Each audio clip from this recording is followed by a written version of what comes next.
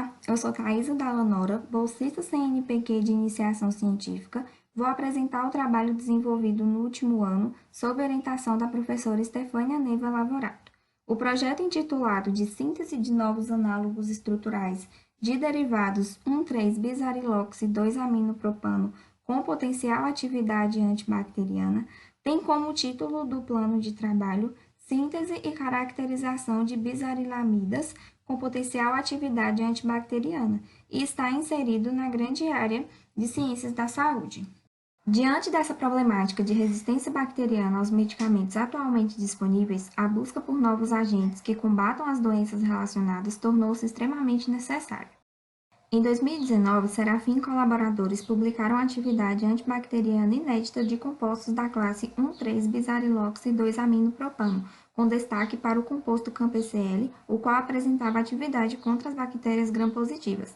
Nesse mesmo trabalho, 3 possíveis alvos de ação para esse composto foram propostos, sendo ele a proteína de divisão celular FTSZ, a proteína de resistência a quinolonas NORA e a inoilproteína carreadora de acila redutase FABI.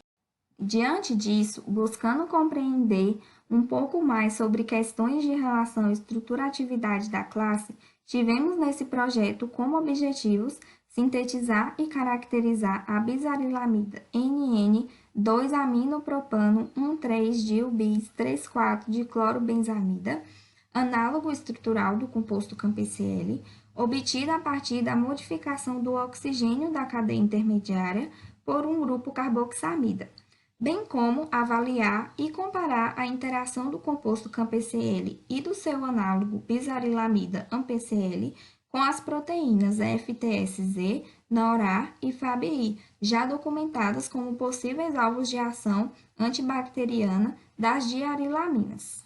A interação do CAM-PCl e AMPCL com os 3 possíveis alvos foi avaliada utilizando a técnica de docking molecular. As estruturas cristalográficas da proteína FTSZ complexada ao seu inibidor TXA6101 e da FABI também complexada ao inibidor AFN1252, ambas oriundas de Staphylococcus aureus, foram extraídas do banco de dados Protein Data Bank. Para a realização do estudo de predição estrutural da proteína NORAR de Staphylococcus aureus, que ainda não tinha sua estrutura tridimensional determinada, a sequência de aminoácidos foi extraída do banco de dados UniProt.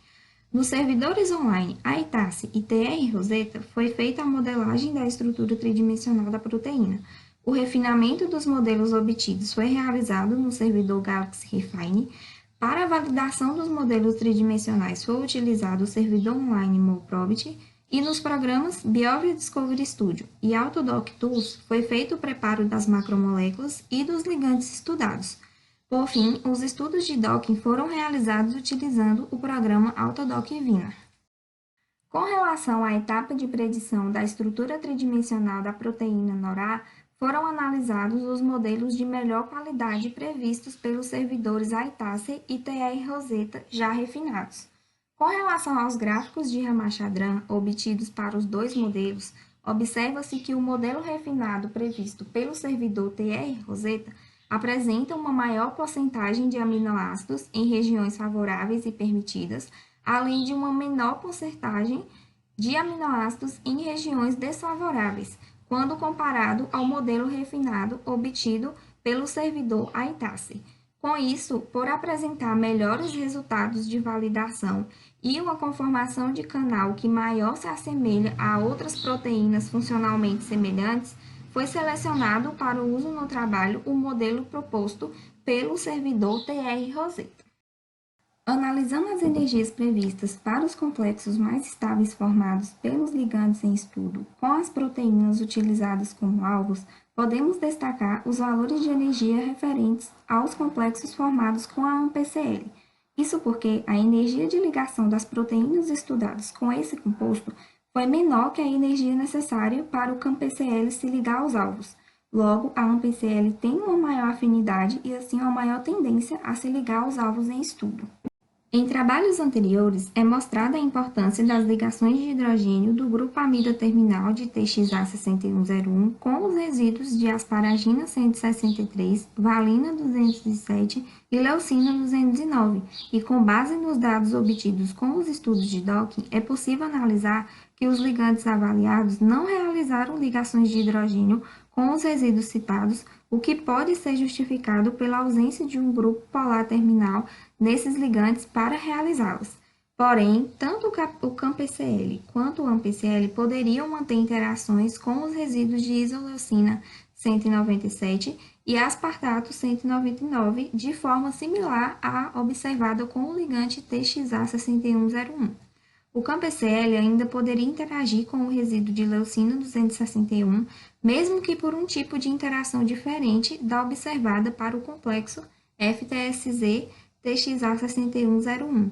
Em comum, o CAMPCL e o AMPCL ainda poderiam explorar interações com o resíduo metionina 226, a qual não é observada para a TXA6101. Em estudos anteriores, já foi demonstrado que um bolso hidrofóbico nas proximidades do resíduo de tirosina 157, bem como o resíduo de alanina 97, são regiões da FABI importantes de serem exploradas por inibidores. Tanto o CAMPCL quanto o AMPCL se posicionam de forma a interagir com o resíduo de tirosina 157 por empilhamento pi, porém, o AMPCL ainda poderia realizar ligações de hidrogênio como o AFN 1252, o que pode explicar a melhora da interação do AMPCL com o alvo quando comparado com o CAMPCL. Para fins de análise, o composto desoxicolato, conhecido por reconhecer o sítio ativo de enzimas funcionalmente similares à NORA, foi modelado na estrutura do modelo previsto e usado para as análises de interação. Comparando as possíveis interações encontradas no complexo NORA-desoxicolato e a NORA com o CAMPCL e o AMPCL, foi possível observar a possibilidade de interação por ligação de hidrogênio com o resíduo de asparagina 340 para os três complexos, enquanto os dois ligantes em estudo poderiam ainda interagir com o resíduo de glutamato 22 por ligação iônica. Para a AMPCL, seria possível ligações de hidrogênio com os resíduos de asparagina 340, serina 215 e arginina 310, o que faz com que esse complexo fique mais estável. Considerando a recomendação de suspensão das atividades presenciais, a parte prevista de realização de experimentos em laboratório desse trabalho não pôde ser realizada. Com isso, foi feita uma revisão minuciosa das etapas de síntese que seriam realizadas para a obtenção do produto final. Primeiro, a partir da reação da epicloridrina com ácido de sódio, é formado o intermediário 1,3-diazido-2-propanol, a molécula 1 na imagem. Esse intermediário é reduzido por hidrogenação catalítica, fornecendo a diamina desejada, a molécula 2 na imagem. Na etapa 3, é feito o acoplamento do ácido 3,4-diclorobenzoico com 1,3-diamino-2-propanol obtido na reação anterior. Primeiro, esse ácido é convertido a seu respectivo éster ativado e, na sequência, é submetido à reação de acoplamento, dando origem ao álcool. Na reação 4, o álcool obtido é então submetido à reação de mesilação, gerando o composto mesilado, que posteriormente é convertido ao derivado NN2-azido-propano 1,3-diil-bisarilamida, na presença de ácido de sódio em DMF. Na etapa 5, o grupo azido é reduzido a amino, utilizando-se borohidreto de sódio como fonte de hidretos. Após isolamento da amina, ela pode ser convertida ao derivado cloridrato, solubilizando em metanol e adicionando algumas gotas de solução concentrada de HCl, obtendo, por fim, a NN2-aminopropano 1,3-diil-bis-3,4-diclorobenzamida na forma de cloridrato.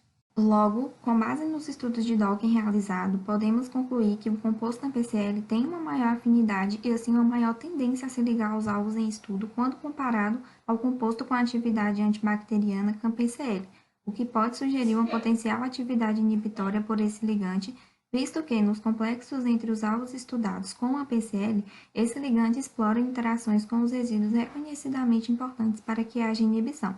Isso reforça a importância de sua síntese e avaliação biológica, bem como a necessidade de validação experimental do mecanismo de ação. Foram as referências utilizadas no projeto. E eu gostaria de agradecer à Universidade Federal do Oeste da Bahia pelo apoio e condições de trabalho, ao PIBIC pela oportunidade e ao CNPq pelo amparo financeiro em contribuição à pesquisa.